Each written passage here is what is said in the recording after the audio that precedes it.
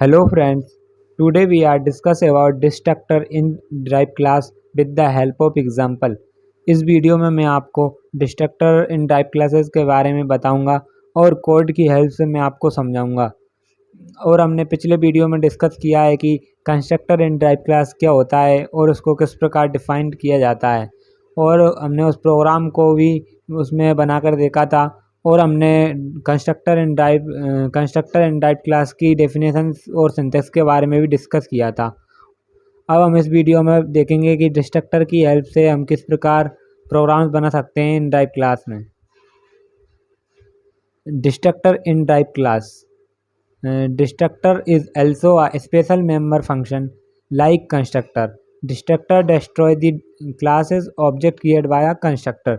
मतलब कि डिस्ट्रक्टर जो होता है एक स्पेशल टाइप का मेंबर फंक्शन होता है कंस्ट्रक्टर की तरह, और जो क्या करता है ऑब्जेक्ट जिस क्लास के ऑब्जेक्ट कंस्ट्रक्टर जिस क्लास के ऑब्जेक्ट को क्रिएट करता है, डिस्ट्रक्टर उसी ऑब्जेक्ट को डिस्ट्रॉय करता है, मतलब कि डिलीट करता है। Second, destructor has the same name as their class name produced by a tilde symbol। destructor has the same name with their class name, मतलब कि डिस्ट्रक्टर का नेम और क्लास का नेम दोनों का सेम होता है। मतलब कि डिस्ट्रक्टर को जब हम प्रोग्राम में डिफाइन करेंगे तो जो भी क्लास का नेम होगा वो ही डिस्ट्रक्टर का नेम होगा, एंड उसको हम टिल्डे साइम्बोल से यूज़ करेंगे। इस टिल्डे साइम्बोल होता है जो मैंने रेड इसमें दिखाया है, ये एक टिल्डे साइम्बोल है, इसको लगा के हम क्लास का नेम लिखते हैं।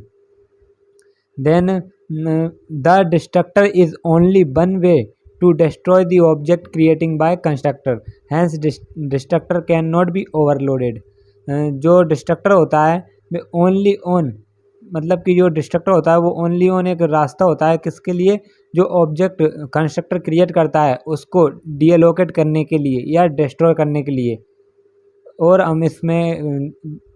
हम इसको डिस्ट्रक्टर को हम ओवरलोडेड नहीं कर सकते। Destructor neither require any argument nor return any value. ना तो डिस्ट्रक्टर को रिक्वायर करते हैं आर्ग्यूमेंट्स के लिए और ना ही कोई वैल्यू को रिटर्न करते हैं। Destructor neither require any arguments and nor return any values. It is automatically called when object goes out of scope.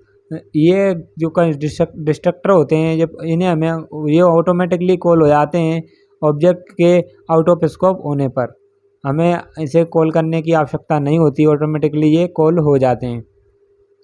Destructor release memory space occupy by the object created by constructor in destructor. Object are destroy in the reverse of an object creation. मतलब कि ये क्या होता है, जो destructor होता है वो मेमोरी को रियलाइज़ करता है, मतलब कि जो ऑब्जेक्ट कंस्ट्रक्टर के थ्रू क्रिएट होता है उसे जो डिस्ट्रक्टर उस मेमोरी को रियलाइज़ कर देता है, मतलब कि डिलीट कर देता है या खाली कर देता है। In destructor object are destroy in the reverse of an object creation. मतलब कि जो डिस्ट्रक्टर होता है वो जो और कंस्ट्रक्टर होता है, कंस्ट्रक्टर जो भी कुछ वैल्यू प्रिंट करता है उसके रिवर्स में डिस्ट्रक्टर इन सभी सिंटैक्स को या सभी स्टेटमेंट्स को रिवर्स में प्रिंट करता है। जो ऑब्जेक्ट कंस्ट्रक्टर डिफाइंड करेगा उसे ये डिस्ट्रक्टर डिस्ट्रॉय करता रहता है, डीएलोकेट करता रहता है। The thing is to be noted here, if the object is created by using new or the constructor uses new to allocate memory which reside in the heap memory or the free store the destructor should be used redirect to free the memory। मतलब कि क्या होता है कि जो object constructor के through create किए जाते हैं, जो ऑब्जेक्ट कंस्ट्रक्टर के थ्रू क्रिएट किए जाते हैं वो क्या होते हैं, हीप मेमोरी में अलोकेट होते हैं। तो उन्हें वो डिस्ट्रक्टर जो होता है उन्हें हीप मेमोरी से भी उन्हें जो ऑब्जेक्ट के थ्रू जो मेमोरी एलोकेट हुई है उसे वो डिस्ट्रॉय कर देता है, डिलीट कर देता है या फ्री कर देता है। तो ये डिस्ट्रक्टर का काम होता है कि जो भी मेमोरी कंस्ट्रक्टर के द्वारा क्रिएट की जाती है उसे डिस्ट्रक्टर डिलीट कर देता है या डीएलोकेट कर देता है, और इसे हम टिल्डे साइम्बोल से यूज़ करते हैं। तो हम इसके सिंटैक्स के बारे में डिस्कस करेंगे। Syntax of declaration of destructor. तो सबसे पहले इसको सिंटैक्स को हम देखेंगे तो सिंटैक्स को दो टाइप से हम डिफाइन कर सकते हैं डिस्ट्रक्टर को। Syntax for defining the destructor with in the class. एक तो हम क्लास के अंदर डिफाइन कर सकते हैं और क्लास के आउट साइड भी हम इसको डिफाइन करते हैं। तो क्लास के इनसाइड के लिए क्या रहता है, क्लास के अंदर हम जब ऐसे डिफाइन करेंगे तो टिल्डे सिंबल का यूज़ करेंगे, देन क्लास नेम लिखेंगे। ये एरो मैंने क्लास नेम के लिए लगाया है तो यहाँ पे ये एरो नहीं आएंगे लेकिन क्लास नेम आएगा। यहाँ पे पहले आएगा टिल्डे सिंबल, देन यहाँ क्लास नेम, देन पैरेंथेसिस और हमारा कोड बॉडी आएगी यहाँ पे। देन सेकंड सिंटैक्स होता है defining the destructor outside the class. अब क्लास के आउटसाइड कैसे डिफाइन कर सकते हैं, तो हम सबसे पहले लिखेंगे क्लास का नेम जो कि हम हमारा फर्स्ट में जो क्लास बनाएंगे उसका name, then scope resolution operator, then tilde symbol, then class name. तो ये हमारा क्लास के आउटसाइड का सिंटैक्स होता है। तो दो सिंटैक्स होते हैं, क्लास के इनसाइड एंड आउटसाइड, तो दोनों के बारे में हमने डिस्कस कर लिया है। देन अब हम डिस्कस करेंगे कि डिस्ट्रक्टर का एग्जांपल को किस प्रकार से सॉल्व किया जाता है या किस प्रकार से डिस्ट्रक्टर इन टाइप क्लास के एग्जांपल को हम इम्प्लीमेंट कर सकते हैं। तो सबसे पहले मैंने क्या किया है, हैज़ इंक्लूड आ स्ट्रीम कर मैंने हेडर फाइल को इंक्लूड कर लिया है। देन मैंने क्या किया, एक टेस्ट नाम की एक बेस क्लास बनाई है जो कि एक बेस क्लास है टेस्ट। ये क्या है, एक बेस क्लास है। इसके मैंने पब्लिक सेक्शन में टेस्ट नाम का एक कंस्ट्रक्टर डिफाइन किया है जिसके अंदर मैं प्रिंट कर रहा हूँ सी आउट की हेल्प से कंस्ट्रक्टर एग्जीक्यूटेड।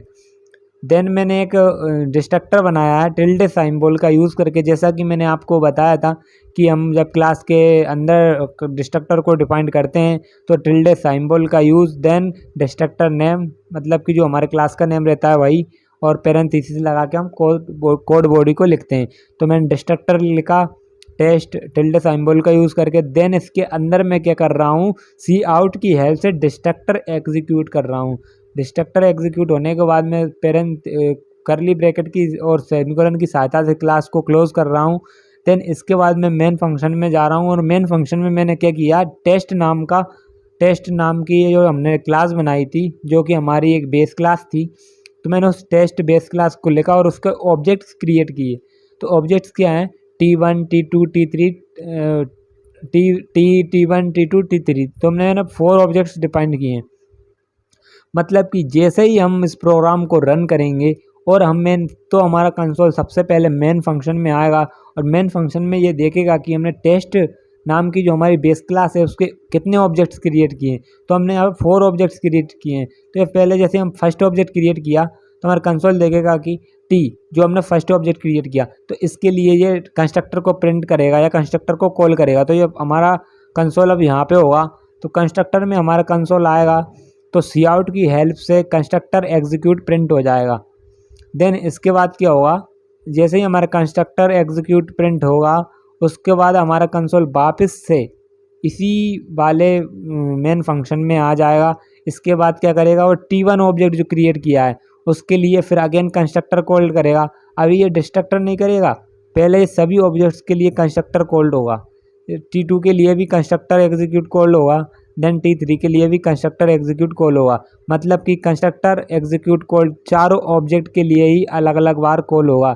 देन इसके बाद क्या होगा, इसके बाद जो हमने कंस्ट्रक्टर एग्जीक्यूट कॉल होने के बाद हमारा क्या होगा, इसका डिस्ट्रक्टर प्रिंट होगा रिवर्स ऑर्डर में। तो डिस्ट्रक्टर कैसे होता है कि जैसे ही हमने T1 का ऑब्जेक्ट बनाया और T1 के लिए कॉल हुआ, T2 के लिए हुआ और T3 के लिए हुआ, तो जैसे ही ये T3 के लिए ये हमारा कंस्ट्रक्टर एग्जीक्यूट कॉल हो जाएगा, इसके बाद तुरंत, क्योंकि अब हमारा कोई ऑब्जेक्ट तो है नहीं आगे, इसके बाद T3 के बाद जैसे ही हमारा कंस्ट्रक्टर प्रिंट होगा तो इसके तुरंत बाद T3 के लिए डिस्ट्रक्टर प्रिंट होगा, सी आउट की हेल्प से डिस्ट्रक्टर एग्जीक्यूट होगा।